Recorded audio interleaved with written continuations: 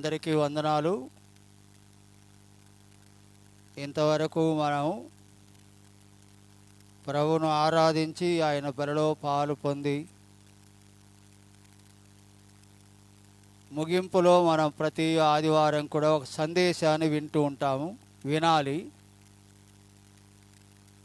ఇంతవరకు మనం ప్రభువుకు చెల్లించిన విషయం స్తుతుల మూలముగా, కీర్తనల మూలంగా, వాక్య మూలముగా,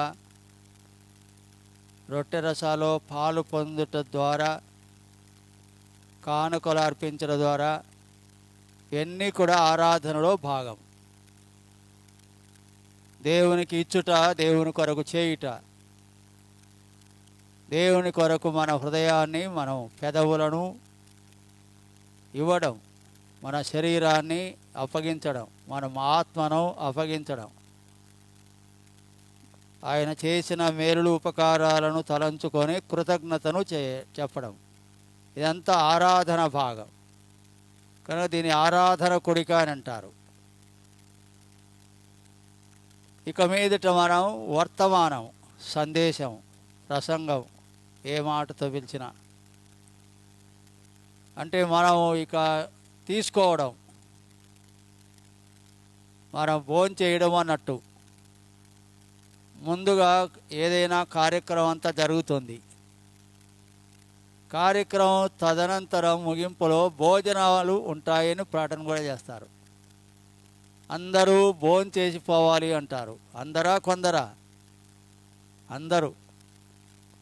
పెళ్ళి కానీ మరొకటి ఏదైనా కానీ అందరూ భోంచేసిపోవాలి అని, అందరికీ విందు సిద్ధం చేయబడింది అని ప్రకటన చేస్తారు. అటువంటిది ఈ వాక్యం. ఇది ఒక విందు, ఇది ఒక విందు భోజనం, ఇది ఒక ఆత్మీయమైన ఆహారం, ఆత్మకు ఆహారం. శరీరానికి ఇంటి దగ్గర భోంచేస్తాం, ఆహారానికి ఆత్మకు మందిరంలో భోంచేస్తాం.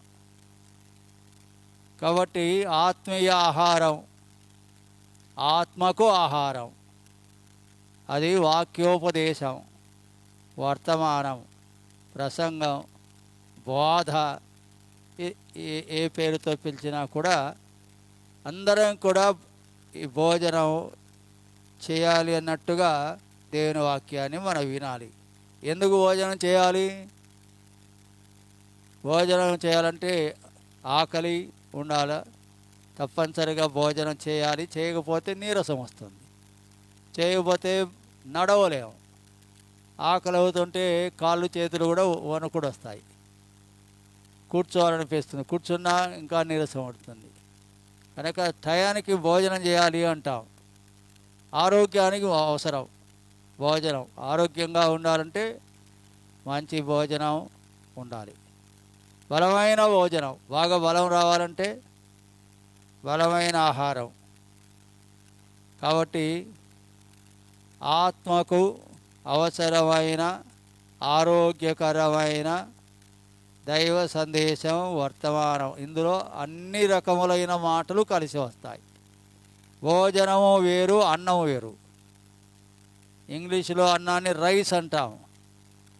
రైస్ ఒక్కటే కాదు భోజనం, అన్నం ఒక్కటే కాదు భోజనం. అన్నంలో కూరలు ఉండాలి, పప్పు చారు ఉండాలి, కూర ఉండాలి, మళ్ళీ ఉల్లిపాయ నంజుకోవడానికి ఉండాలా, పచ్చడి ఉండాలా, ఇవన్నీ కూడా పెరుగు ఉండాలా, ఇలా మజ్జిగ ఉండాలా, ఇలాగూ అన్నీ కలిపితేనే భోజనం అంటాం. ఏ ఒక్క అన్నం పెట్టి తినంటే తింటామా? ఆఖరణ వాళ్ళు ఏమిస్తావు? పండు ఇస్తాం. పండు కూడా భోజనానికి వస్తుంది. ఇంకా ఏమంటే ఐస్ క్రీమ్ కూడా ఇస్తారు. ఇచ్చే కొలది ఖర్చు పెరుగుతుంది. కాబట్టి ఇవన్నీ మనం ఇచ్చినప్పుడే బాగా పెట్టారబ్బా, బాగా ఉంది భోజనం అని అంటాం. అలాంటి భోజనం కావాలని అందరం కోరుకుంటాం. అట్లానే సంఘములో దేవుని యొక్క వాక్యం అనేది ఒక ఆహారముగా,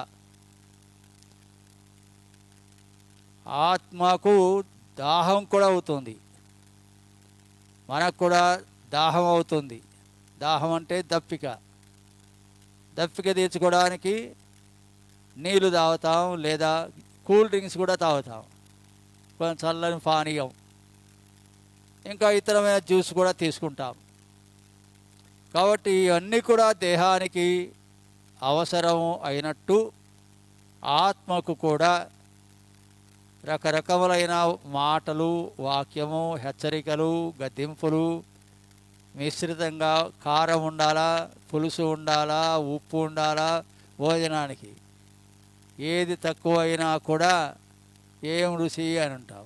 ఇదేం సప్పగా ఉంది, కారం లేకపోతే సప్పగా అంటారు, పులుసు లేకపోతే ఇదేంటి అసలు పులిపే లేదంటారు. పోనివ్వండి, ఉప్పు వేయకపోతే అన్నేసి చూడు నన్నేసి చూడు అంటుంది. ఏది ఉప్పు ఎన్ని వేసినా చివరికి ఏమేయాలంటామా, ఉప్పు వేయాలా. ఉప్పు రుచి, ఉప్పు సారం ఇస్తుంది. మనకు ఉప్పు రుచి కొరకు వాడతాము, మనకు తెలియకుండానే ఉప్పు వల్ల సారం ఉంటుంది. ఉప్పును ఎరువుగా వాడుతారు చెట్లకు, ముఖ్యంగా కొబ్బరి చెట్లకు. కొబ్బరి చెట్లకు ఉప్పును ఎరువుగా వాడతారు. ఉప్పు వేస్తేనే కొబ్బరి చెట్లకు పంట వస్తుంది. కాబట్టి ఉప్పులో పవర్ ఉంది. ఉప్పు చాలా మెడిసిన్స్లో కూడా వాడతారు, అంటే మందుల్లో వాడతారు. మనం ఏమైతే ఆహారం తీసుకుంటామో అన్నీ మందుల్లో ఉంటాయి. కాబట్టి ఇవన్నీ కూడా శరీరానికి ఎలా అవసరమో ఆత్మకు ఈ వాక్యం, పాటలు, హెచ్చరికలు, కొంత హెచ్చరిక, కొంత ఆదరణ, కొంత ఓదార్పు, కొంత ధైర్యము, కొంత విశ్వాసాన్ని బలపరచుకోవడానికి ఇవన్నీ కూడా కలిపి వాక్యాన్ని అందిస్తాం. వినాలి, శ్రద్ధగా వినాలి, ఆసక్తిగా వినాలి. కాబట్టి ఒక గంట సేపు దానికి టైం, ఒక గంట సేపు భోజనం మంచిది. ఇటీవల మనం చదువుకుంటున్న వాక్య భాగం ఏమైనా గుర్తుందా? చెప్పాలా? ఇక్కడ ఆ చివరన ఇటీవల మనం ఈ నూతన సంవత్సరంలో జనవరిలో, డిసెంబర్లో మనం చదువుకున్న వాక్య భాగాలు. డిసెంబరు 31వ తేదీన ద్వితీయోపదేశకాండం 11వ అధ్యాయం 10వ వచనం నుండి 13, 14 వచనాల వరకు కొంతవరకు చదువుకున్నాము. అందులో ఒక్క మాట ఎక్కువసార్లు ప్రస్తావన చేస్తూ వచ్చాను. అదేమిటి అనంటే, మీరు వెళ్ళే దేశం ఇంతకుముందు దేశం లాంటిది కాదు, దానికి దీనికి చాలా తేడా. మీరు ఇంతకుముందు ఉన్న దేశం వేరు, మీరు వెళ్ళే దేశం వేరు, రెండిటికి తేడా ఉంది. ఏమి తేడా అని అంటే, ఇంతకుముందు మీరుండిన దేశం చదునైన భూమి, పల్లపు భూమి, పైరు పంటలు పండే భూమి, నీటిని ప్రవహింపచేసే కాలువల ద్వారా నీటిని ఇరిగేషన్ అంటారు, నీటిని ప్రవహింపచేసి పైరు పంటలు పండించే దేశం. పల్లపు భూమి, చదునైన భూమి, మెత్తని భూమి, రాయి రప్పలు లేని భూమి, కొండలు లేని భూమి, చదునైన భూమి. కాలువల ద్వారా నీరు తీసుకొని వచ్చి నీళ్లు కట్టి పైరు పంటలు పండించే దేశం ఐగుప్తు దేశం. కానీ ఇప్పుడు ఇక మీదట మీరు వెళ్ళబోయే దేశం అది మాత్రం కొండలు, లోయలు గల దేశం. దాని పేరు కనాను దేశం. ఇప్పుడు దాన్ని ఇజ్రాయేలు అని అంటారు. ఆ దేశానికి ఈ దేశానికి చాలా తేడా, తారతమ్యం ఉంది. మీరు వెళ్ళే దేశం కొండలు, లోయలు గల దేశం అని ఆ మాట మీద మనం కొన్ని ఆలోచనలు, తలంపులు, అందులో కొన్ని ఆదరణ, కొంత ఓదార్పు, ఇలాంటి మాటలు మనం వింటూ వస్తూ ఉన్నాము. ఇందులో చాలా పాఠాలు ఉన్నాయని మనం నేర్చుకుంటూ ఉన్నాము క్రమక్రమంగా. క్రైస్తవ జీవితం ప్రభువును నమ్మక మునుపు ఉండే జీవితం వేరు, నమ్మిన తర్వాత ఉండే జీవితం వేరు. అది ఇది రెండు ఒకటి కాదు. గతం వేరు, ఇప్పుడు వేరు. ప్రభువును నమ్మక మునుపు మీరున్న జీవితం వేరు, ఇప్పుడు మీరు జీవించబోయే జీవితం వేరుగా ఉండాలి. వేరుగా ఉండాలి, ప్రత్యేకముగా ఉండాలి.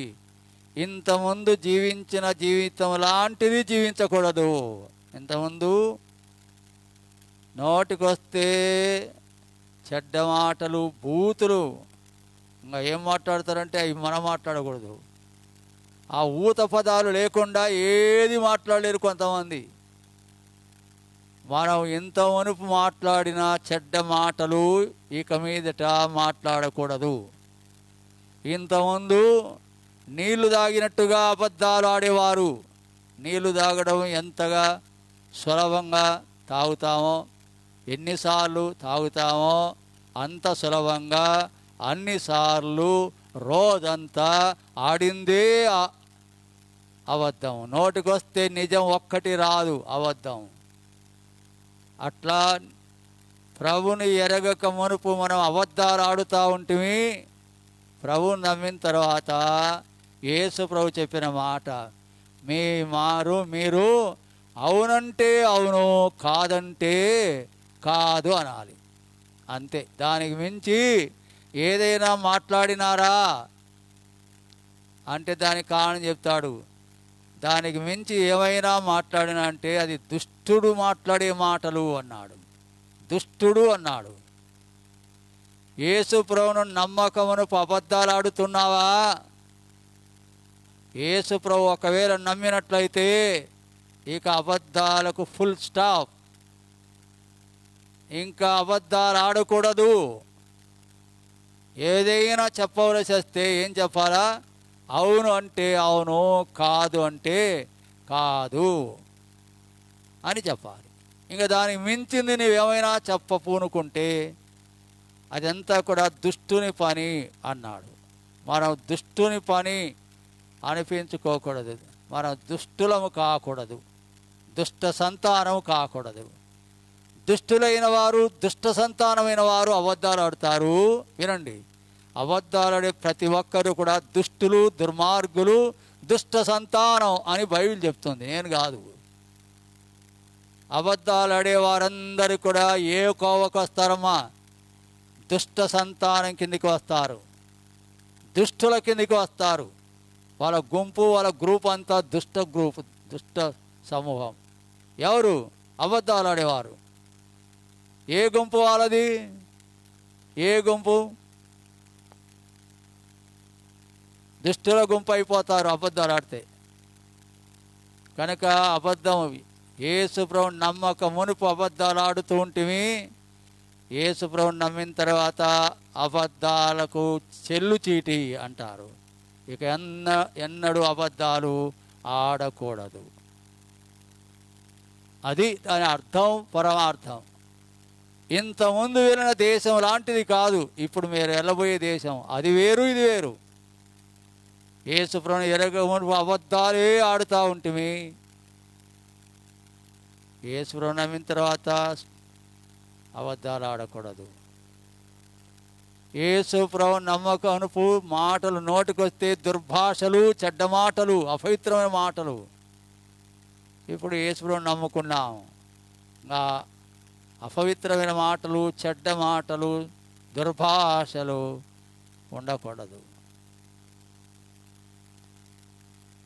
దేవుని వాక్యాన్ని ఇలా చదువుకుంటున్నప్పుడు ఇలా గుర్తొస్తూ ఉంటాయి. మనకుండే అవయవాలు, చాలా అవయవాలు. చెప్పండి, మీకు ఏమేమి అవయవాలు ఉన్నాయో చెప్పండి. చెప్పండి అమ్మా, ఏమేమి అవయవాలు ఉన్నాయి? కాళ్ళు ఉన్నాయి అనుకుందాం, కింద నుంచి పైకి వద్దాం. కాళ్ళు ఉన్నాయి, కింద ఉండి కాళ్ళు. కాళ్ళు మంచివంటారా, చెడ్డవంటారా? చెప్పండి. బైబిల్ ఏం చెప్తుంది?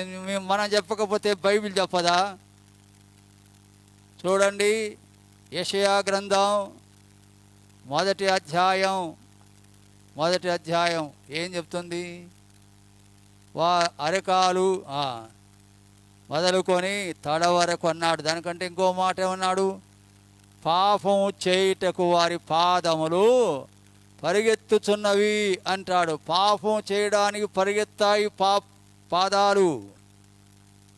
పాపములు చేయుటకు చూడండి 6వ వచనం, అరకాలు మొదలుకొని నడినెత్తి వరకు అన్నాడు. ఏమున్నాయంట అరికాల్లో? గాయములు, దెబ్బలు, పచ్చిపుండ్లు అన్నాడు. ఏంటివి అర్థం? పాపం చేయుటకు పరిగెత్తుచున్నవి అనే వాక్యం ఎక్కడుంది? రోమాపత్రిక 2వ అధ్యాయం ఎన్నో వచనం? 3వ అధ్యాయం. రోమాపత్రిక 3వ అధ్యాయం చూడండి ఏమంటాడో. 15వ వచనం, రక్తము చిందించుటకు వారి పాదములు పరిగెత్తుచున్నవి. ఏమవుతున్నాయమ్మా? పాప చేయడానికి పాదాలు పరిగెత్తుతున్నాయి. పాదాలు అంటే పాపం అనుకోండి, గుర్తుపెట్టుకోండి. పాదాలు పాపము చేయుటకు పరిగెత్తుచున్నవి కనుక చెప్పండి, కాళ్ళు మంచివా చెడ్డవా?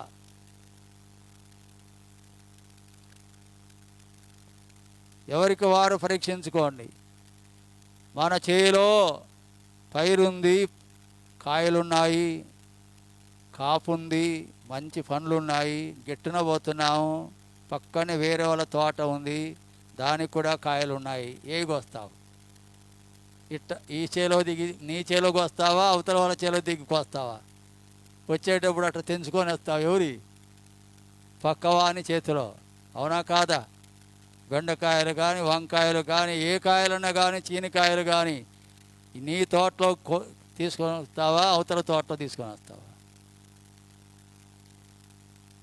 చూడండి ఎట్లా ఉంటుంది మానవ బుద్ధి. కాలు అట్లే పోతుంది, చూపు అట్లే పోతుంది, చెయ్యి అట్లే పోతుంది. మన చేనులో కందికాయలు కోసుకొని వస్తావా, అవతల వాళ్ళ చేతిలో కందికాయలు కోస్తారు? చెప్పండి అమ్మా. బుద్ధి ఎక్కడికి పోతుంది?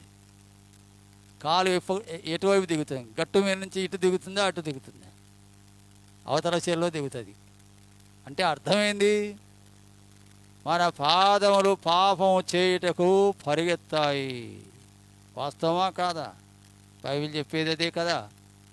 కనుక పాపం చేయుటకు పాదాలు పరిగెత్తుతున్నాయి కనుక పాదాలు మంచివి కాదు. పోనివ్వండి, ఏదైనా మంచిది చెప్పండి. కాళ్ళు అంటే పోనివ్వండి, ఇంకా ఏమన్నా చెప్పండి.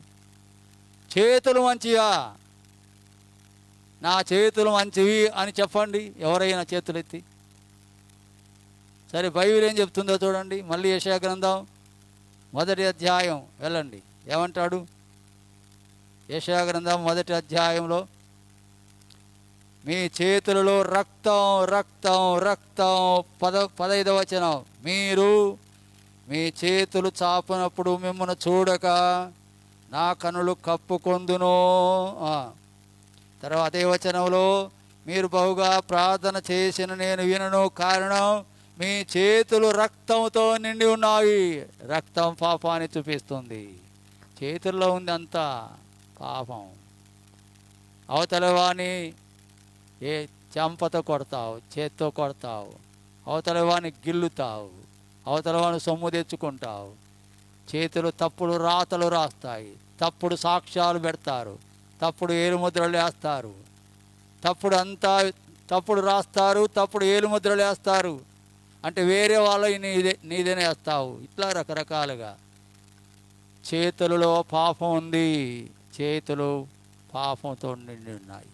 ఇంకా ఏదైనా మనకి చెప్పండి కొంచెం, ఎక్కడైనా ఉన్నాయేమో.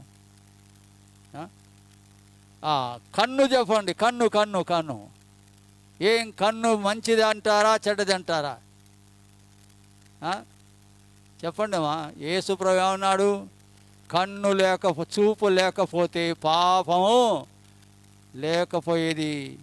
ఇప్పుడు చూపు ఉంది. చూపున్న ప్రతి వారి కంటిలో పాపం ఉంది. గుడ్డివాని విషయంలో వచ్చినప్పుడే ఈ మాట యేసుప్రభు అన్నాడు, గుడ్డివాడ ఇంటే వానికి పాపం లేకపోవునుగాక. గుడ్డివాడంటే ఎవరిని అంటాం? గుడ్డివాడని చూపు లేని వాడిని అంటాం. చూపు లేకపోతే పాపం లేదు. నీకు చూపు ఉంది కనుక చూపు ఉన్న ప్రతి వారి కంటిలో పాపం ఉంది. కంటిలో ఏముందమ్మా? పాపం ఉంది. కంటిలో పాపం ఉన్నది. ఈ కంటితో చూడకూడని ఎన్నో చూసి కోరుతున్నాము. ఎంత అదుపు చేద్దామన్నా కూడా అదుపు కాదు. ఏదో ఆకర్షణీయమైనది కనబడుతుంది, వద్దు వద్దు ఇట్లా అని కన్ను నలుపుకున్నా కూడా అట్లే పోతుంది. ఇది ఇట్లా అంటుంటుంది. కన్నులో పాపం ఉంది, చూపులో పాపం ఉంది కనుక మనకు ఇంకా పాపం లేనిది ఏంటా అని వెతుకుతూ ఉంటే ఎక్కడ దొరుకుతుంది? చూడండి, ఎక్కడన్నా ఉందేమో. మీ ఒంటిలో పాపము లేని అవయవం ఏదైనా ఉందేమో ఒక్కసారి వెతకండి. అట్లా వెతకండి. సరే సరే సరే చెవి దగ్గరికి వెళ్దాం. చెవి, దురదగల చెవి అన్నాడు. ఏంటి దురద? దురదగల చెవి అంటాడు. పక్కన ఎవరో గుసగుసలాడుతుంటే అక్కడికి పోతుంది. ఎక్కడ? పక్కోళ్ళు ఏమో మాట్లాడుకుంటే అక్కడికి పోతుంది చెవు. ఇక్కడ ఉండదు. వాక్యం చెప్తా ఉంటే వినదు. పక్కన ఎక్కడో సనుగొస్తే ఆ మూల నుంచి ఏంటి అని అక్కడ వింటారు. నీ కన్ను పక్కవారి మాటలు వినడానికి, వ్యర్థమైన వాటిని వినడానికి చెవి వెళ్తుంది. చెడ్డ మాటలు మాట్లాడుకుంటుంటే ఆ మాటల దగ్గరికి పరిగెత్తబోతుంది ఈ చెవి. మంచిది అంటారా? నీ చెవి ఎక్కడో వింటావు. ఎవరో వారిద్దరేదో మాట్లాడుకుంటారు. నన్ను గురించి మాట్లాడుకున్నావు, నువ్వు ఏంటి మీరు మాట్లాడేది అంటారు. అంటే అర్థమైంది? ఏం పని నీకు వాళ్ళు మాట్లాడుకుంటే? ఎందుకు వాళ్ళతో కయ్యం? వాళ్ళు నిన్ను గురించి ఎందుకు మాట్లాడుకుంటారు? ఒకవేళ మాట్లాడుకున్నా నీకేం పని? పక్కవారు ఏదో గుసగుసలు నిన్ను గురించి మాట్లాడతారా? ఇంకెవరిని గురించి మాట్లాడరా? ఈ చెవి అలాంటిది, దురద చెవులు. పక్కింటోళ్ళు పక్కన గోడ దగ్గర ఏం మాట్లాడుకున్నా, సందులో ఏం మాట్లాడుతున్నావు చెవులు పెట్టి వింటారు కిటికీలో. ఏం పని నీకు? పక్కింటోళ్ళతో ఏం పని నీకు? పక్కింటోళ్ళు మాట్లాడుకుంటే నీకేమి? పక్కింట్లో మాట్లాడుకునే మాటలు, గుసగుస మాటలు, ఇంట్లో అవతలి వాళ్ళ ఇంట్లో మాటలు వినడానికి నీకేం పని? ఈ చెవి అలాంటిది. అంటే దురద చెవులు. మంచిది అంటారా చెడ్డది అంటారా? పోనీ చెవి కూడా చెడ్డది అయిపోయింది. ఇంకా రండి, నోటి దగ్గరికి రండి. నోటిలో నాలుక ఉంది. నాలుక మంచిదా చెడ్డదా? చెప్పండి. నాలుక మంచిదా చెడ్డదా? నాలుకను గురించి ఓ పేరు పెట్టాడు, కళ్ళలాడు నాలుక. అబద్ధాలాడే నాలుక. అబద్ధాలు ఏం మాట్లాడతాం? నోరు కాదు, నాలుక. నాలుక అబద్ధాలాడుతుంది. చెప్పండి, నాలుక మంచిదా చెడ్డదా? నీ నాలుక మంచిదా చెడ్డదా? నా నాలుక చెడ్డది అని నేను చెప్తాను. అబద్ధాలు ఆడుతుంది, కళ్ళలు ఆడుతుంది, ఇంకా ఏదేదో మాట్లాడుతుంది. నాలుక మంచిది కావాలి. పోనీ పెదవులకు బాగా ఎర్రని రంగు లిప్స్టిక్స్ అంటారు. ఆ మాట అంటేనే నాకు చాలా మనసును నొప్పించుకుంటుంది. బైబిల్ ఏం చెప్తుంది? క్రైస్తవ్యం ఏం చెప్తుంది? క్రైస్తవుడు ఏం అనుసరిస్తున్నాడు? ఏం పడుతుంది? అసలు పడితే కదా తలకాయకు. బైబిల్ ఏం చెప్తుంది? అందం మోసకరం, సౌందర్యం వ్యర్థం. గంటాపదంగా చెప్తుంది, గట్టిగా చెప్తుంది స్వరమెత్తి. అందం మోసకరం, సౌందర్యం వ్యర్థం అని. లోకమంతా పడి చచ్చేది దేనికి? నేను ఆ మాట వాడుచున్నా లేదా? పడి చస్తారు దేనికి? అందానికి, సౌందర్యానికి.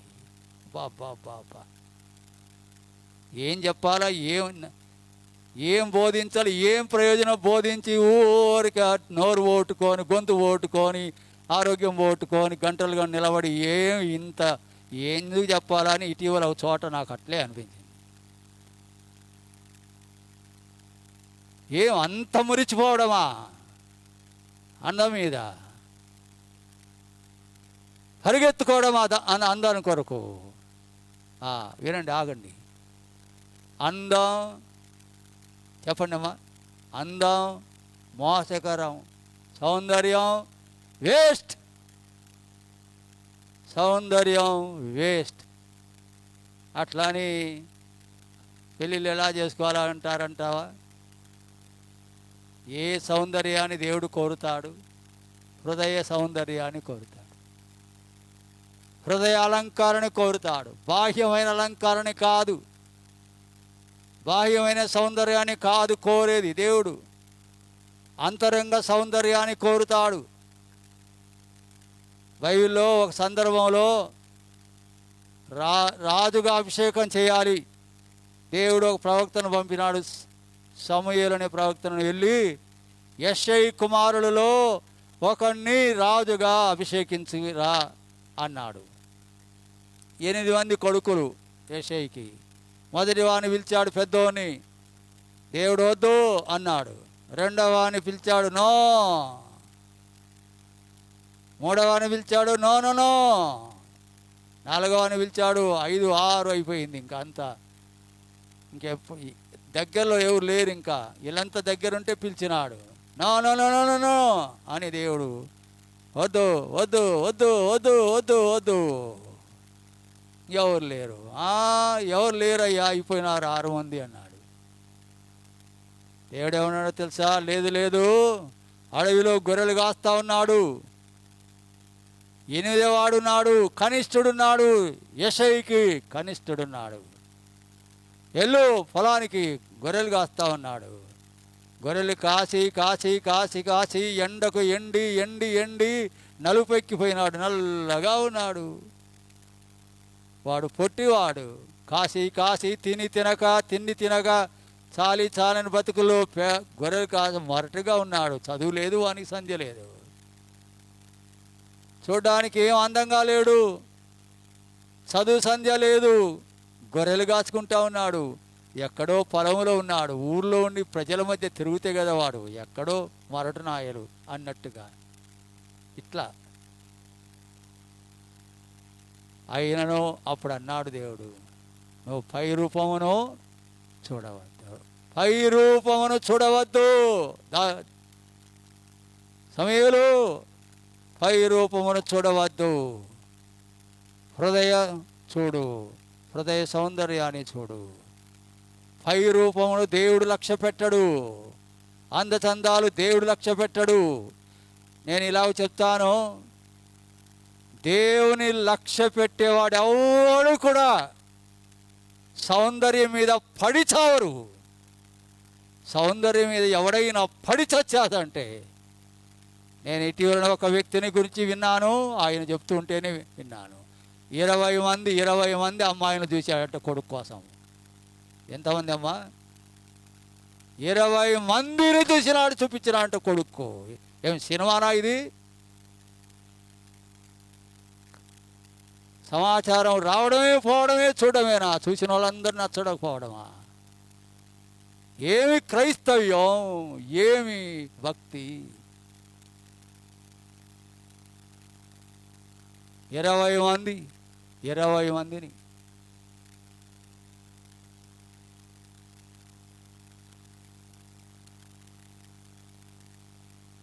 క్రైస్తవుడు, బోధకుడు, ఓ సంఘ నాయకుడు,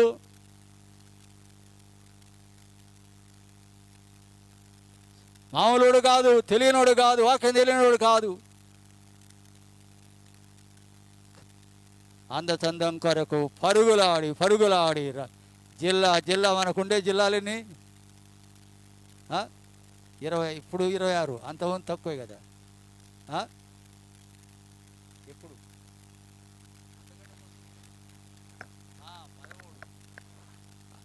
13 జిల్లాలు ఉన్నప్పుడే ఆయన 20 సంబంధాలు చేశాడు. చెప్పండి. ఉండేది జిల్లాలు 13. ఇంతకుముందు చూసిన సంబంధాలు ఎన్నమ్మా? 20. జిల్లాకు ఒకరికంటే ఎక్కువ అని చూసిన. జిల్లాకు ఈ మూల నుంచి ఆ మూలకు. సౌందర్యం వ్యర్థం అని బైబిలు బహిరంగముగా చెప్తుంది, సంకోచం లేకుండా. మోసకరం అని చెప్తుంది. అంతేకాదు ఇంకేం చెప్తుందో తెలుసా? బైబిల్ ఏం చెప్తుందో తెలుసా? సుందరములైన మీ అవయవములకు, చెప్పండి, సుందరములైన మీ అవయవములకు ఎక్కువ సౌందర్యం అక్కరలేదు. దేవుడు సౌందర్యాన్ని ఇచ్చినవాడు దేవుడే. చక్కని సౌందర్యాన్ని ఇచ్చినాడు దేవుడు. చాలలేదు, దేవుడిచ్చిన సౌందర్యం చాలలేదు అని ఆ సౌందర్యం పైన పెదవులకు ఇంత, కళ్ళకు ఇంత, చేతులకి ఇంత, గోర్లకింత, ఒళ్ళంతా అసలు స్వరూపమే మారిపోయింది.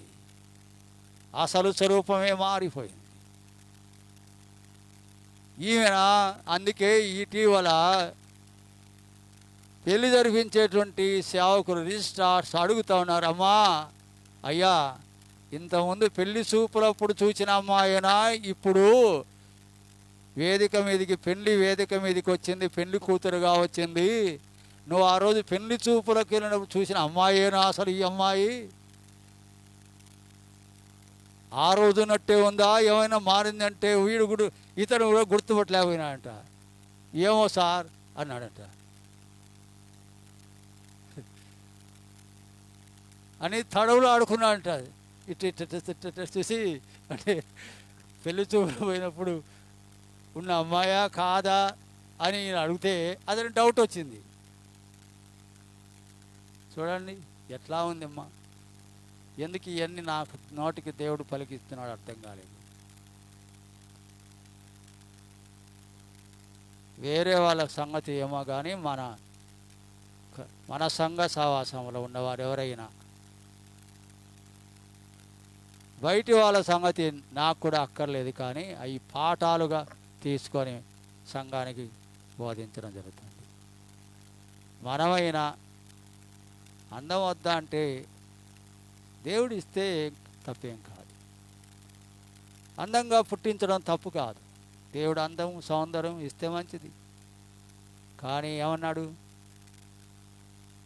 సుందరములైన మీ అవయవములకు, చెప్పండి, సుందరములైన మీ అవయవములకు ఎక్కువ సౌందర్యం అవసరం లేదు. మంచి చక్కగా ఉన్నాడు అబ్బాయి, చక్కగా ఉంది అమ్మాయి, పెదవులకు లిప్టిక్ ఎర్రగా అవసరమా? అయిపోయా, సహజమైన సౌందర్యం మరుగున పడిపోయింది. సహజమైన సౌందర్యం మించినదిగా ఈ కల్పితమైన కృత్రిమమైన ఈ రంగులు అసలు సౌందర్యాన్ని మరుగున వచ్చాయి. సహజంగా అబ్బాయి అమ్మాయి చాలా సౌందర్యంగా ఉన్నారు, కానీ ఆ రోజు ఎప్పుడు చూసినప్పుడు పెళ్లి చూపులో పోయినప్పుడు చాలా బాగున్నారు, చక్కగా ఉన్నారు. పెళ్లి కూతురుగా పెళ్లి కొడుకుగా వచ్చే వీళ్ళ వాళ్ళ అని అనుమానం వస్తాం. ఏమిటి చెప్పండి? ఈ చేయంతా ఎండో దాని ఏమంటారు నాకు తెలియదు, చెబుతారా? పారా అని అంటారా? అరచేతులకి కదా, మా వాళ్ళంతా ఇక్కడ కూడా వేసుకొని ఉంటారే. ఏమో నాకు ఆ పేర్లే రావు. పెదవులకు, కాళ్ళకు, ముఖానికి అంతా ఈ అమ్మాయా కాదా, ఈ అబ్బాయా కాదా, ఏంది ఇట్లా ఉన్నారు అన్నంత వికృతపు చేష్టలు. అవన్నీ వికృతపు చేష్టలు, సాతాను చేష్టలు.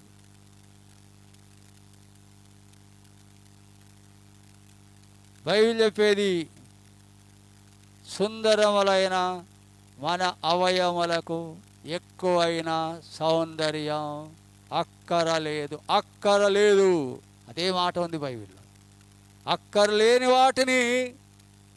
అలంకరించుకొని వికృత రూపంలో కనబడేటువంటి దుస్థితిలో ఈరోజు క్రైస్తవ సంఘం కూడా, క్రైస్తవులలో కూడా కనబడుతున్నారు. ఏం చేయమంటారు? ఒక ఆయన ఇట్లా అన్నాడు, నేను చెప్పినా బ్రదర్ వింటే కదా, పెళ్లి చేయకపోతే మళ్ళీ నన్నే తిడతారు, అందువల్ల చేసేస్తున్నాను అని అన్నాడు. ముందే చెప్పినాను ఇట్లాంటివి వద్దని, కానీ వినలేదు. ఇప్పుడు చేయకపోతే గందరగోళం అవుతుంది, చేయకపోతే జనం అంతా వచ్చారు, తప్పక చేస్తున్నాను, ఏం చేయమంటావు నన్ను అని అన్నాడు. చూడండి ఎంత దుస్థితి ఉందో. దయచేసి ఎందుకో ఇవన్నీ గుర్తు చేసుకుంటామంటే వాస్తవిక పరిస్థితి ఎలా ఉంది అని ఆలోచిస్తున్నప్పుడు క్రైస్తవ సంఘం ఈరోజు దేవుని భయము వారి కన్నుల ఎదుట బొత్తిగా అంత ఇంతన లేదు, ఒత్తిగా లేదు. దేవుని భయం ఒత్తిగా లేదు. దేవుని భయం లేకపోతే జరిగే పరిణామాలు ఇవన్నీ కూడా గమనించండి. ఇవన్నీ అవసరం అంటే అవసరం, జాగ్రత్త పడదాం. కనీసం మన సహవాసంలో అయినా, నా మట్టుకు నేను చేసే నా పరిచర్యలో అయినా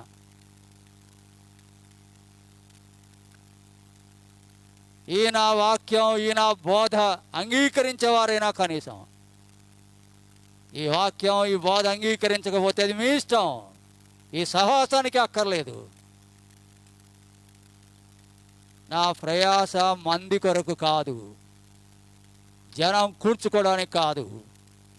నా ప్రయాస ప్రభు మహిమ కొరకు, దేవునికి మహిమ కలగాలి. సంఘం ద్వారా సాక్షార్థంగా ఉండాలి, మాదిరికరంగా ఉండాలి, వాక్య క్రమానికి ఉండాలి, వాక్య పరిస్థితిలో ఉండాలి. చాలా చాలా విడ్డూరమైన వికృతమైన పరిస్థితులు. ఇటీవల నేను చోటకి వెళ్ళినప్పుడు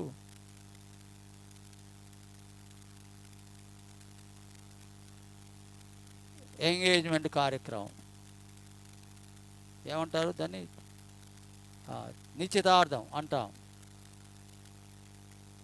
సహజముగా అమ్మాయి అబ్బాయి పెళ్లి కుమారుడు పెళ్లి కుమార్తెగా వేదిక మీద పెళ్లి కుమారుడుగా పెళ్లి కుమార్తెగా సిద్ధపడి వచ్చిన తర్వాత తల్లిదండ్రులు ఇద్దరు కలిసి వారిద్దరు చేయి పట్టించుకోవడం, మొట్టమొదట వారు చేతులు పట్టించడం, వారిద్దరు చేతులు కలవడం జరుగుతాయి. దేవుడు జతపరచినాడు అనే మాట రావాలి. అలాగే దేవుడు జతపరిచిన వారిని ఎవరు వేరు చేయకూడదు అని వాక్యం చెబుతుంది. అలా దేవుని పక్షముగా దైవ దాసులు, దేవుని సేవకులు వారి ఎదుట తల్లిదండ్రులు వచ్చి ఇద్దరి చేతులు ఒకరి చేతులు ఒకరు పట్టిస్తారు. అదే మొట్టమొదటిగా ఒక అబ్బాయి ఒక అమ్మాయి చేతులు కలపడం జరగాలి. అది మొదటి కలయిక. మొదట చేతులు పట్టించడం ద్వారా పెద్దల సమక్షంలో, సంఘం ఎదుట పెద్దల సమక్షంలో దేవుని సేవకుడు, దేవుని చేత నియమించబడినవాడు, నిర్ణయించబడినవాడు, నియమించబడినవాడు, ఆ సేవకుడు మాట చొప్పున తల్లిదండ్రులు వచ్చి ఈ ఇద్దరు యవనస్తులను చేయి పట్టించడం మొట్టమొదటిగా అదే మొదటిసారి జరగాలి. దానికంటే ముందుగా వారి చేతులు కలవకూడదు. ఆ వివాహ సందర్భంలో వారి చేతులు కలిపినది మొదటిసారి ఉండాలి. అంతకు మునుపు ఎప్పుడు, ఎక్కడ, ఎప్పుడు, ఏ విధంగా వారి చేతులు కలవకూడదు, కలపకూడదు. దీనికి వేరుగా ఏం జరిగినా వాక్యానికి, నిబంధనకు వ్యతిరేకం, బైబిలు గ్రంథానికి వ్యతిరేకం, దైవ చట్టానికి వ్యతిరేకం. అదే మొట్టమొదటిసారి ఉండాలి. ఒక అమ్మాయి అబ్బాయి చేతులు అందరి ఎదుట దైవ సన్నిధిలో దేవుని సేవకుడుండి తల్లిదండ్రులు వచ్చి కలపండి అన్నప్పుడు మాత్రమే వారిద్దరు చేతులు కలుపుతారు. తల్లిదండ్రులు కలిపేంత వరకు ఎవరు ఏ యవనస్తుడు ఏ యవనస్తురాలి చేయి ఎన్నడూ కలవకూడదు. ఏ యవనస్తుడు ఏ యవనస్తురాలు చేతిని కానీ శరీరాన్ని కానీ ఎక్కడ కూడా టచ్ కూడా కాకూడదు. కన్యక అంటే అర్థం అది, వరుడు అంటే అర్థం అది, వధువు అంటే అర్థం అది. అప్పుడు మాత్రమే వరుడైన వాడు వధువు అయినది ఇద్దరు చేతులు కలయిక ఒకే అందరి ఎదుట జరగాలి. దానికంటే ముందు కానీ వెనక కానీ ఎక్కడ చాటు చోటులు కానీ ఇంకా ఏ సందర్భంలో కూడా జరగకూడదని బైబిల్ చెప్తుంది.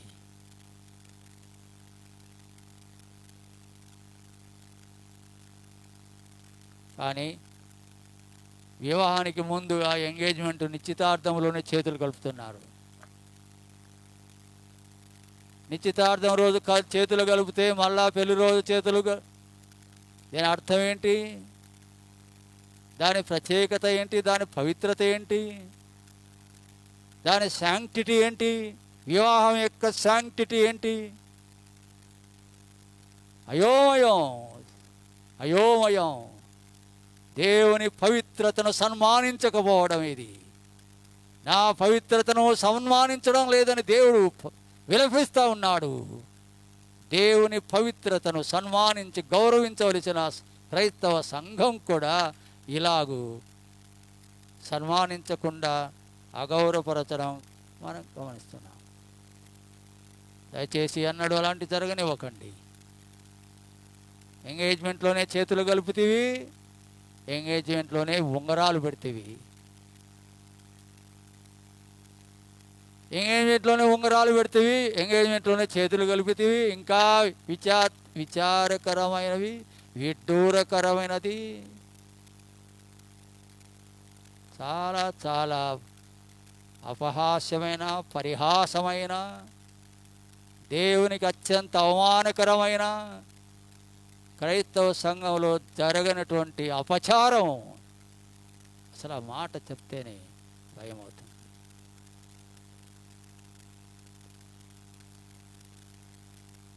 నిశ్చితార్థం జరగకమునిపే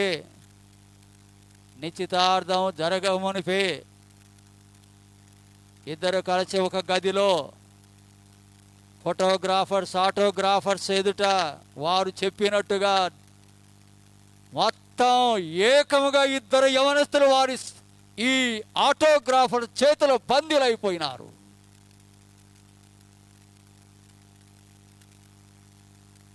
భుజం మీద చేయించి ఫోటోలు తీసినారు. దాని ఎల్ఈడి, దాన్ని ఏమంటారు, కనబడే ఫోటో ఎల్ఈడి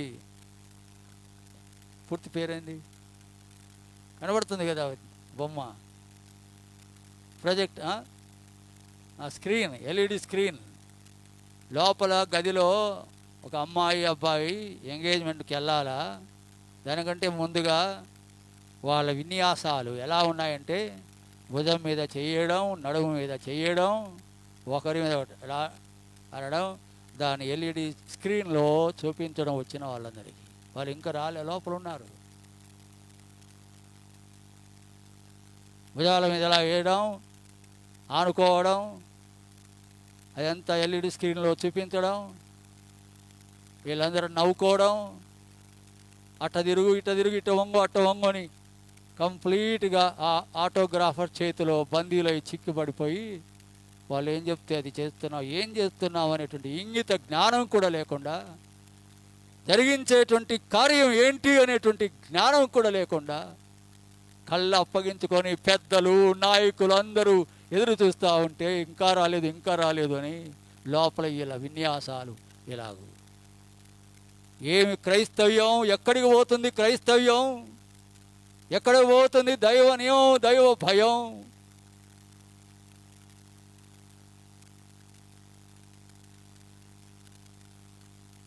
ఏమైనా చూడా సోదరి, నేను ఇంకో సందర్భంలో ఒక పెళ్ళికే పోయాను. ఆ పెళ్లి సంబంధంలో నా జోక్యం ఉంది. అందువల్ల నేనే ప్రార్థన చేయాలని కోరింది. మంచిదే.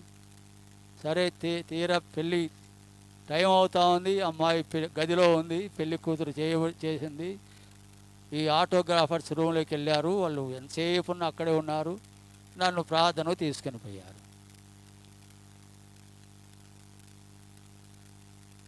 ప్రార్థన చేయగలమా?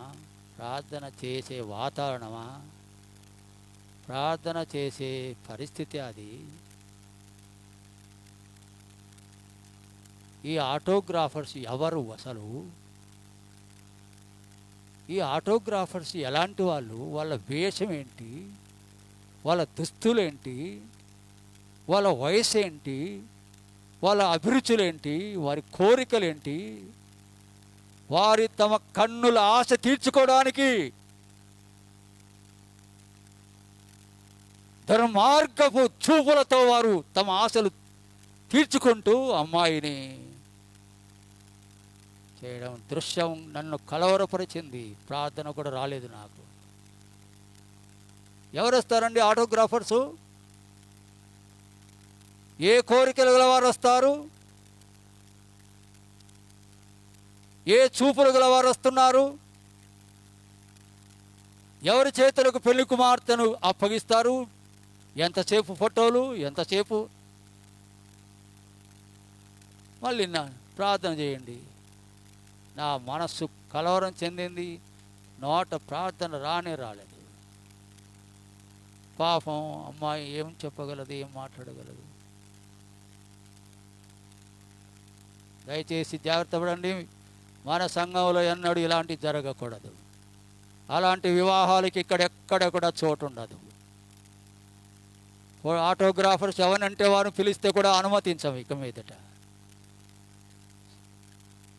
తెలిసిన వారు, భయభక్తులు గల వారు, దైవ భయం కలిగిన వారు, పవిత్రతను, పరిశుద్ధతను సన్మానించగలవారు మాత్రమే ఎవరినంటే మీ అంతటా మీరే పిలుచుకుంటే ఇక మీద అనుమతించము.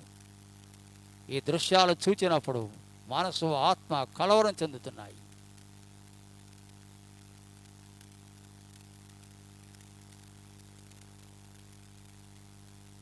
పేరుకు పరిశుద్ధ వివాహం, క్రైస్తవ వివాహం. ఎన్ని పరిస్థితులు తారుమారుగా ఉన్నాయి.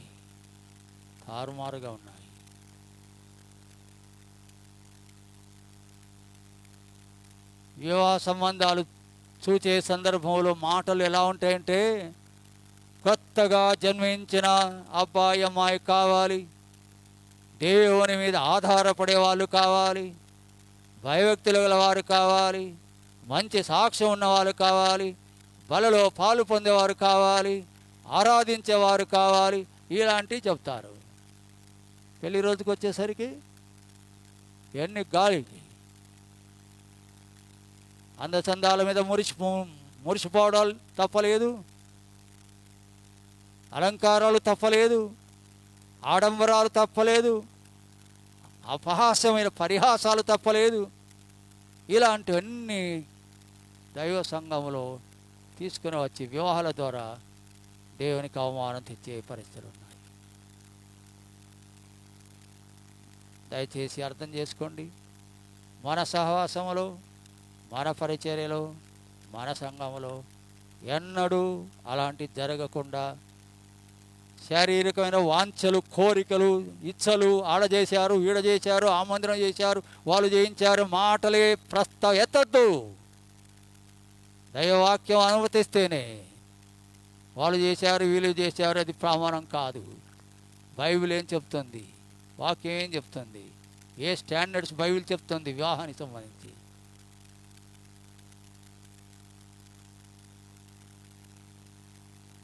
దైవ భయము. ఎందుకు ఈ అన్నీ కూడా ఎందుకు వచ్చాయంటే ఒక్క మాట మీద. ఏ మాట చెప్పండి? మూల మాట. మీరు వెళ్ళే దేశం ఇంతకుముందు వెళ్ళిన దేశం లాంటిది కాదు. ఆ దేశం వేరు, ఈ దేశం వేరు. ఆ దేశం చదునైన సమతల భూమి గల దేశం, బాగా నీళ్లు బారే దేశం, సస్యశ్యామలంగా ఉండే దేశం. ఆ దేశం చదునైన భూమి. మీరు వెళ్ళే దేశం ఏమో కొండలు, లోయలు గల దేశం. దానికి తేడా ఉండాలి. ఆ తేడాను గురించి బైబిల్లో చాలా విషయాలు ఉన్నాయి. యేసు ప్రభువు ఏమన్నాడు? పాత గుడ్డకు కొత్త గుడ్డ, చెప్పండి, మాసిక వేయవద్దు. ప్రభు నమ్మకమును ఉన్న ఆచారాలు, పద్ధతులు, విధానాలు, ఆలోచనలు మారాలి. మీ ధోరణి మారాలి, ఆలోచనలు మారాలి. ఇప్పుడు ప్రభు నమ్ముకున్నాం, మన ఆలోచన మారాలి, మన తలంపులు మారాలి, మన ఆశయాలు మారాలి, మన కోరికలు మారాలి, మన వస్త్రధారణ మారాలి, వేషం మారాలి. పెళ్ళి జరుగుతున్నపోయినా సరే ఈ ఆడంబరాలు, అట్టహాసాలు, ఈ ఒళ్ళులకు అంతా పూడ్చుకొని రంగుల మయంగా మార్చుకోవద్దు, మారాలి. మీరు వెళ్ళే దేశం పవిత్రమైన దేశం, అది దేవుని దేశం, అది పరలోకం, మహిమతో కూడింది, దేవుడు ఉండేది. జీవితం మారాలి, పద్ధతులు మారాలి, ఆచారాలు మారాలి, విధానాలు మారాలి. మీరు వెళ్ళే దేశం ప్రత్యేకమైనది అని ఆ ఒక్క మాట ద్వారా జరిగిన దృష్టాంతాలు చూస్తే కళ్ళు తిరిగిపోతాయి, కలవరం చెందుతుంది. దేవుని వాక్యాన్ని చెప్పేవారంగా, ప్రభు సేవ జరిగించేవారుగా వీటిని సహించలేము, భరించలేము, అపవిత్రమవుతుంది. ఇటీవల నేను హాజరై గమనించిన విషయాలు, ఇంకా నిశ్చితార్థం వేదిక మీదకి రాకముందే గదిలో ఒకరి భుజాల మీద ఒకరు చేసుకొని, ఒకరిని ఒకరు ఆలింగనం చేసుకొని, ఫోటోలు ఎల్ఈడి స్క్రీన్లో మొత్తం సభందరికి చూపిస్తూ ఉంటే ఏమనుకున్నారు?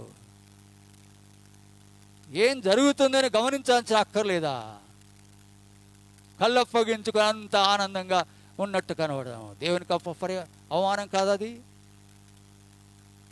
నిశ్చితార్థమే కాని ఒక అమ్మాయి అబ్బాయి అంత క్లోజ్గా కలిసిపోయి భుజాల మీద చెయ్యి, నడుముల మీద చేతులు, దాని ఇంత పబ్లిక్గా చూపిస్తూ మళ్ళీ ఆడంబరంగా అంత అట్టహాసం, మాదే గొప్పదని, మాదే ఘనంగా చేశామని. ఎంత అపహాస్యం, ప్రభుకి ఎంత అవమానం. ప్రభు నమ్ముకున్నాం, నమ్మకం మునుపు ఉండి ఉంటే ఇప్పుడు అలాంటివి జరగకూడదు. గతం పాతవి గతించను, ఇదిగో క్రొత్తవాయును. ఎవడైనా క్రీస్తునందునేలా పాతవి గతించను, ఇదిగో క్రొత్తవాయును. కాబట్టి ఇంతకుముందు జీవితంలాగా కాదు, మన వస్త్రధారణ మారాలి, మన సంభాషణ మారాలి, మన నోటి మాటలు మారాలి, మన వ్యవహారములన్నీ కూడా దేవునికి అనుగుణంగా, వాక్యానికి అనుగుణంగా ఉండాలి. మన కార్యక్రమాలు కూడా దేవుడి వాక్యం అంగీకరిస్తుందా లేదా, దైవ ప్రమాణానికి సరిపోతాయా లేదా మనం చేసేది అని ఎప్పుడు కూడా పరీక్షించుకోవాలి.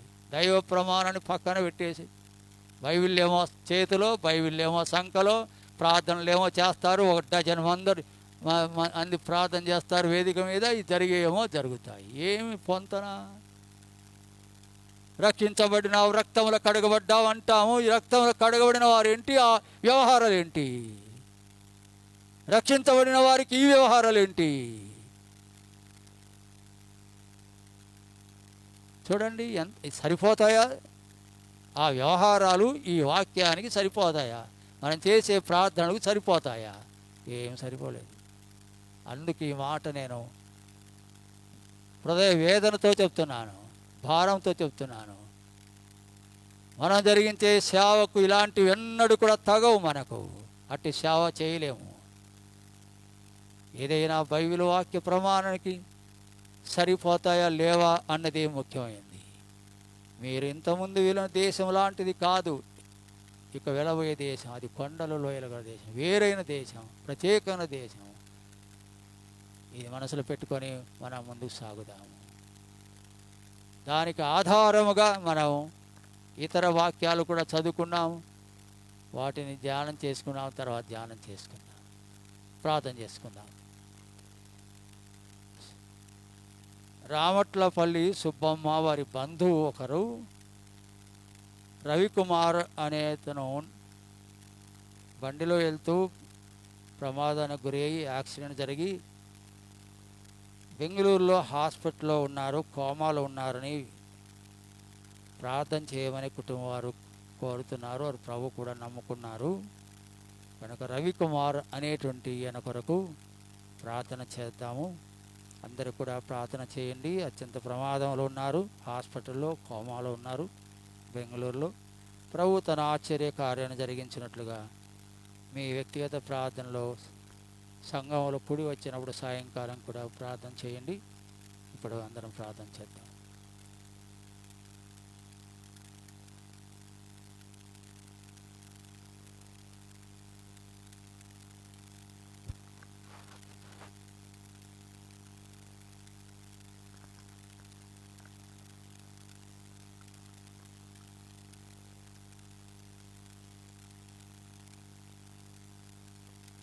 ప్రియమైన సోదర సోదరీలారా,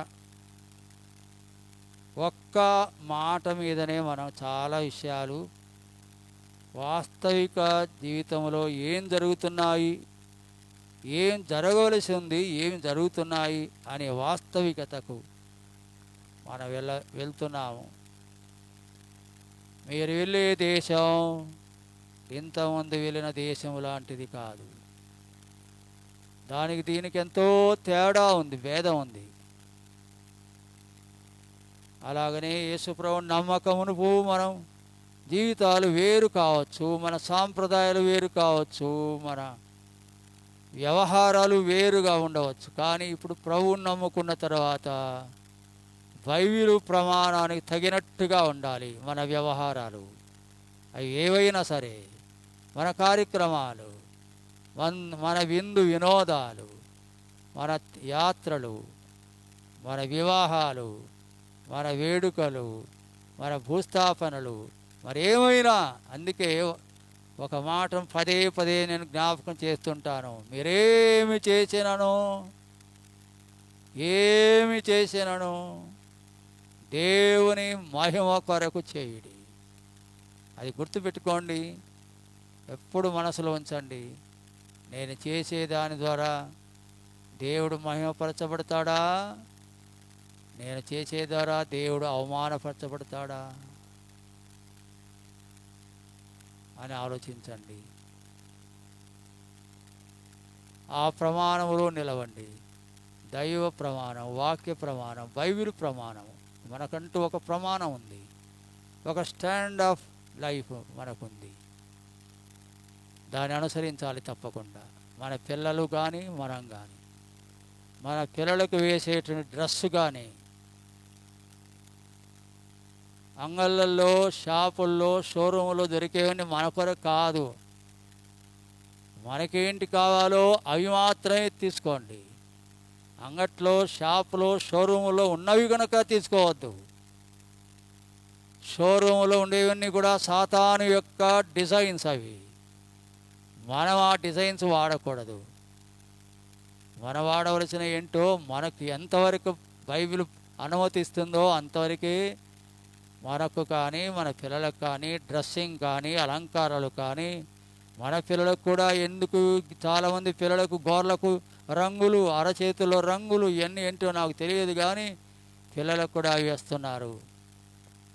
నక్కితో బొట్లు పెడుతున్నారు. అసలు బొట్లు పెట్టకూడదని మీకు ఎప్పుడు చెప్పినారు? పెట్టండి, పెట్టచ్చునా? మీ మనస్సాక్షిగా వదులుతున్నా. పెడితే దేంతో పెడతారు? ఎందుకు అది నకిలీ వ్యవహారం? మనం క్రైస్తవులము అని లోకానికి కనబడినట్లు నిరాడంబరముగా, సామాన్యంగా, ఎవరి కంటబడకుండా, ఎవరిని అట్రాక్ట్ చేయకుండా, మన వైపు ఎవరు చూడకుండా ఉండేట్టుగా, మనకు దేవుడు మాత్రమే చూస్తాడు అన్నట్టుగా వీరిలో దైవభక్తి ఉంది అన్న దానికి ఒక రుజువు సంకేతంగా మోడెస్టీ అంటారు. మాదిరికరంగా, సింప్లిసిటీగా అలాగూ మన పిల్లలను మనం ఉంచుకోవాలి. బజార్లో దొరికినాయి కదా అని కొంతమంది షోరూంలో మంచి ఇప్పుడే వచ్చినాయని వాళ్ళు చెప్తారు. అవి మన కొరకు కాదు, అవి సాతానిక డిజైన్స్. అవన్నీ మన కొరకు కాదు. మనకేం కావాలో వాటిని మనం తీసుకోవాలి, వాటిని వాడాలి. షాప్లో ఉన్నాయి కదా అని కాదు, అవన్నీ మన కొరకు కాదు. సాతాను సంబంధీకుల కొరకు సాతాను డిజైన్స్ అవన్నీ మన కొరకు తయారు చేయబడినవి కాదు. అట్లానే అన్ని విషయాల్లో కూడా మనం ప్రత్యేకంగా దేవుని పిల్లడముగా మాదిరిగా ఆదర్శవంతంగా దైవభయాన్ని కనపరిచేట్టుగా ఉండాలని మనం చూస్తాం.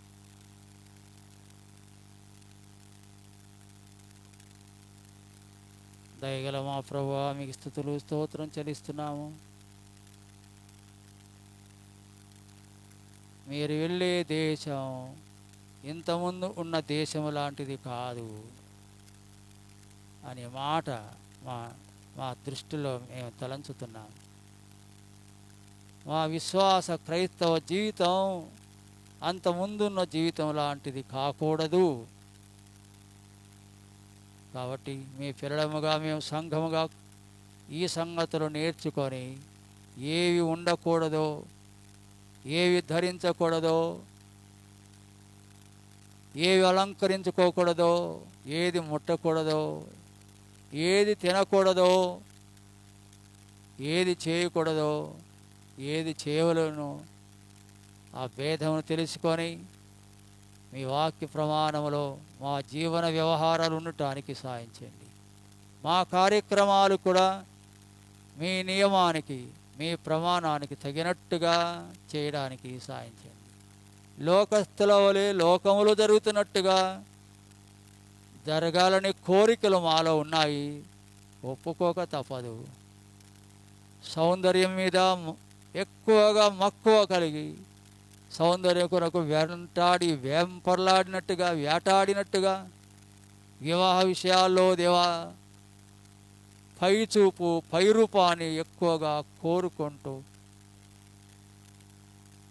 అనేక మంది స్త్రీలను లేదా యవన కన్యలను, యవనస్తులు ఇలా చూస్తూ పెళ్లి చూపుల పేరుతో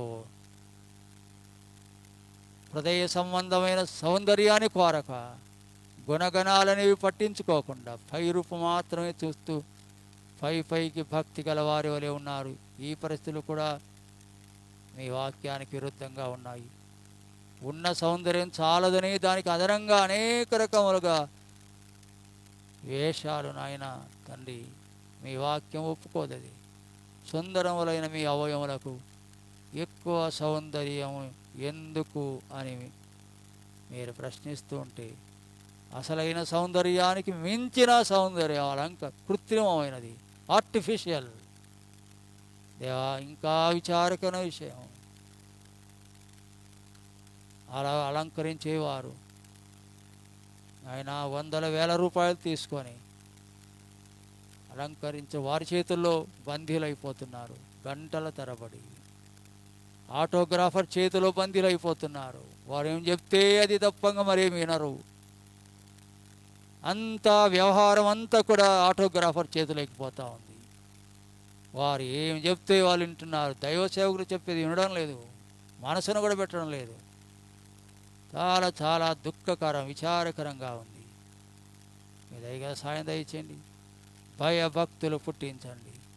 మా వరకైనా, మా సంఘములోనైనా, మా పిల్లల విషయంలో అయినా, మా సేవ విషయంలో అయినా భయభక్తులు కలిగి నడుచుకున్నట్లుగా సంఘంతో మాట్లాడండి, కృప చూపించండి. మీకు ఏ మహిమ కలుగులాగన సాయం చేయండి. ఇదిగో నాయనా, రవికుమార్ అనేటువంటి సోదరుడు ప్రయాణంలో ప్రమాదంలో గురి అయితేవా బెంగళూరు హాస్పిటల్లో కోమా స్థితిలో ఉన్నారు. తలకు గాయమై ఆపరేషన్ జరిగి కోమా స్థితిలో ఉంటున్నారు. కనికరించమని ప్రార్థన చేస్తున్నాము. మీ నామములో అతని స్వస్థతనివ్వండి. మీ గాయపరిచిన హస్తముతో, అదృశ్య హస్తంతో తాకండి. తనకు మరలా జీవం పోయండి, ప్రాణం పోయండి. యేసుక్రీస్తు నామములో లేచి తిరిగి వచ్చుటకై సాయం చేయండి. నీ అద్భుతమైన కార్యాన్ని, మహిమగల కార్యం జరిగించండి. ఆ కుటుంబాన్ని ఆదరించండి, ఓదార్చండి, ధైర్యపరచండి. అన్ని జనాంగంలోని మహిమను కనపరచి నేను నీవు ఘనపరచుకోమని రవికుమారుడు మరోసారి మీ చేతులకు అప్పగిస్తూ ఆ కుటుంబం అంతటిని ఆదరించి ఓదార్చమని, క్షేమకరంగా తాను ఇంటికి రావడానికి కృపనివ్వమని యేసు ప్రభు నామమున స్తుతించి ప్రార్థిస్తున్నాము తండ్రి. ఆమేన్. ఆమేన్. మంచిది ప్రియులారా, తిరిగి సాయంకాలం ఈ ఆదివారం, వచ్చే ఆదివారం మీటింగుల ముందు ఆదివారాలు కనుక మీటింగుల కొరకై ప్రత్యేకంగా ప్రార్థన చేయడానికని ఈ 2 ఆదివారాలు మన ఇక్కడ ప్రార్థన చేరు.